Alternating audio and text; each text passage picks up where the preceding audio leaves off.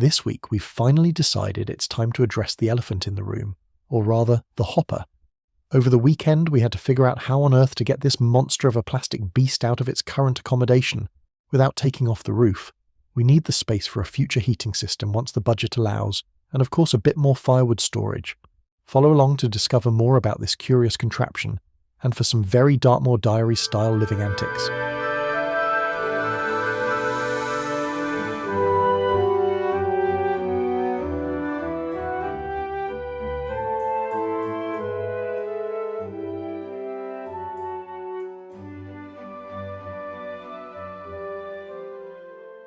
The hopper has been with us since day one, inherited along with the house itself. We've wanted to deal with it from the moment we moved in, but as with most things here, other projects kept getting in the way. The hopper was installed back in 2010, along with its biomass boiler and kit, and from the very moment it landed, it refused to play ball. Tenant after tenant gave it their best shot, tinkering, adding extra parts, and calling in hopeful fixes, but the system simply never worked. In fact, it's become something of a running joke amongst our neighbours and beyond. A local legend, though not for any good reason. The hopper has been housed in the timber-clad extension at the end of the house, right next to our current machine room. In the meantime, we've been using it as handy storage, part firewood, part mountain of concrete rubble, which we promise does have future plans. The extension itself is solidly built, but it does need a few tweaks. Additional membrane adding, insulation and internal sheeting. Once that's sorted, we'll add a floor drain, tile the concrete floor, and give the interior a nice lick of paint and transform it into our new machine room and extra wood store. To get us started, Watson took a look inside to see how many wood pellets were left in the hopper's oversized belly. The answer? Far too many. Without hesitation, he began emptying them, partly onto the floor and partly into rubble sacks. Not exactly a precision operation, but highly effective all the same. The pellets, surprisingly, were in perfect condition, not mushy, not soft, just as if they'd gone in yesterday, so we'll be keeping them. Exactly how we'll use them, however, is another matter entirely. The main part of the biomass boiler is housed in our engine room, and it comes with more electronics, pipes, pumps and cables than anyone could ever wish for. Watson powered it down for the very last time, then promptly set to work disconnecting it from the mains and dismantling the boiler and its various bits of kit. Here's a sneak peek at what the biomass boiler looks like on the inside. There's absolutely no reason it couldn't work again, so our plan is to put this weighty piece of kit aside and use it for something much more fun in the future. Watson then started dismantling the auger, the long feed pipe that stretched from the hopper room into the engine room through a rather rough and unfinished hole in the wall. Once upon a time, this would have carried pellets straight into the combustion chamber in an attempt to actually create heat. Luckily, everything went smoothly, and Watson had the auger out of the hopper room in no time at all. With that sorted, he was ready to tackle the much bigger challenge. First, emptying the hopper of every last pellet, and then, of course, the real test. Figuring out how to get the beast itself out of the room. Watson crawled straight underneath the hopper, which I should add was perfectly safe, as it's securely in place with no risk of anything going wrong at this stage. His plan was simple. Empty as much as possible into the rubble sacks we had on hand, just to make moving it all a bit easier. That plan, however, didn't last long.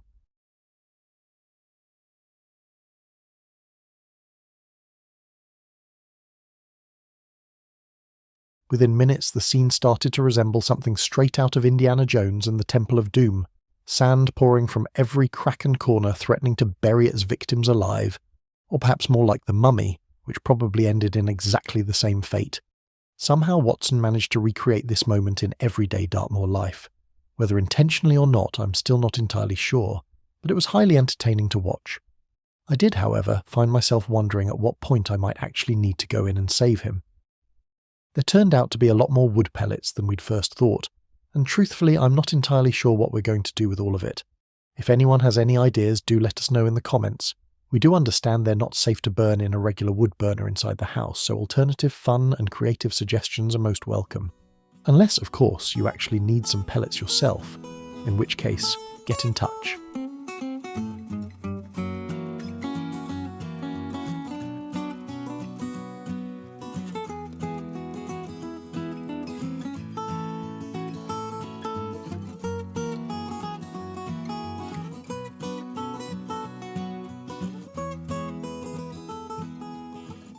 Watson carried on emptying as many pellets as he could, until it was finally safe to open the last plate and let the remaining pellets flow freely out. At last, an empty and hopefully far more manoeuvrable hopper. We couldn't have picked a more typical Dartmoor day to attempt the removal of the hopper. The wind was howling, with that cold edge that cuts straight through you. Watson had been up early, widening the entrance to the hopper room quite dramatically in preparation for the task at hand. Hopefully that was going to be enough, but the real challenge was always going to be its height. We'd pulled the hopper forward so that its forehead was pressed firmly against the door's lintel, leaving just enough space behind to tip it backwards. As you can see, though, there wasn't much room either side to make that flip, and to add to the fun, we had to keep it perfectly central, because every time it leaned, the top lifting points insisted on snagging themselves on the rafters. Just one more frustration waiting to happen. So off we went, the first, and with any luck the last, attempt at getting the hopper out of the room without having to dismantle more of the frame or, worse, take the roof off. But was it actually going to work? At this point we weren't entirely convinced. There was every chance we'd end up with the hopper jammed at an awkward angle, stuck halfway out and refusing to budge.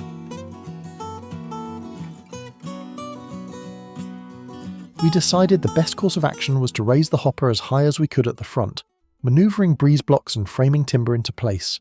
The idea was to get it as close to its tipping point as possible, while continuously nudging and repositioning it so it sat as far forward as we could manage.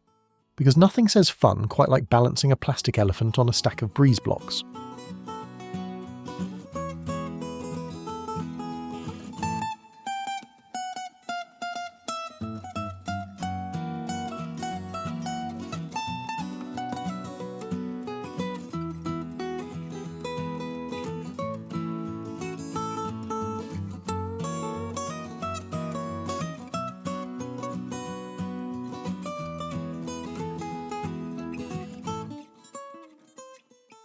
When we finally got it exactly where we wanted it, angled to perfection, Watson propped it up with some framing timber and added guide ropes to the car so we could build a bit of tension.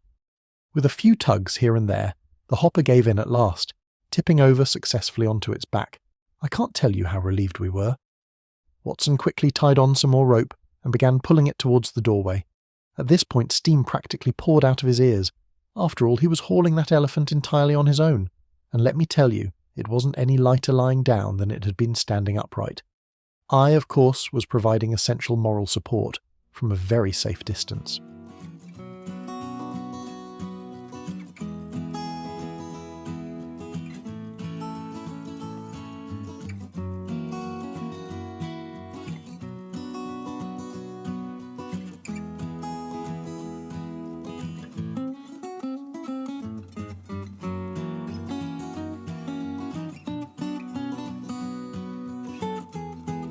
At this point Watson saw sense, and we brought in the car to give the hopper a good tug backwards.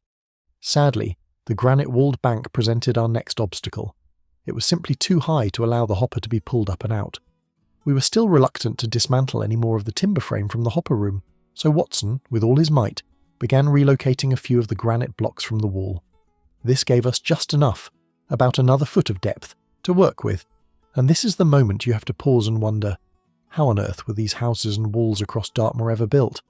Because even the most manageable looking granite block seemed to weigh almost as much as the hopper itself.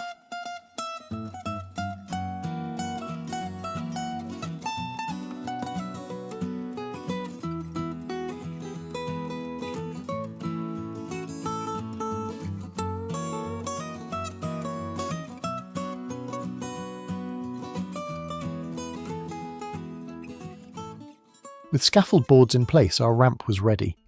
The ropes were secure and I was in the driving seat, far too impatient to wait any longer. With a steady tug backwards from the car, the hopper finally broke free from its cage. Watson, thankfully, managed to avoid being rolled out flat like a piece of puff pastry. And just like that, it was finally done. We couldn't have been more happy. Most excitingly of all, we gained back some valuable real estate from the Green Beast. Space that's going to be extremely functional once we rebuild and finish it. We will be working on this straight away. Watson is already preparing a new exterior door for the room that will make it all nice and secure and weathertight, which is the most important part living up in the clouds. We have already seen the tiles that we want for the room, so I will be off to pick those up this week.